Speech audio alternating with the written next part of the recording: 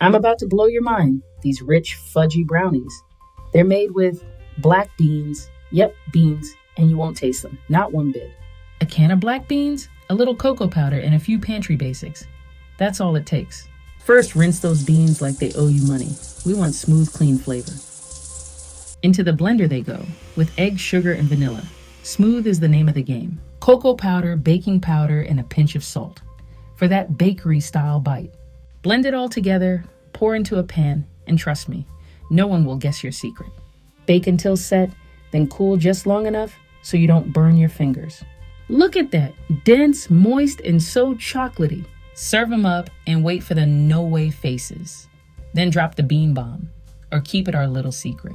You can find the full recipe in the pinned comment. Don't forget to subscribe, like, and share. See you next time.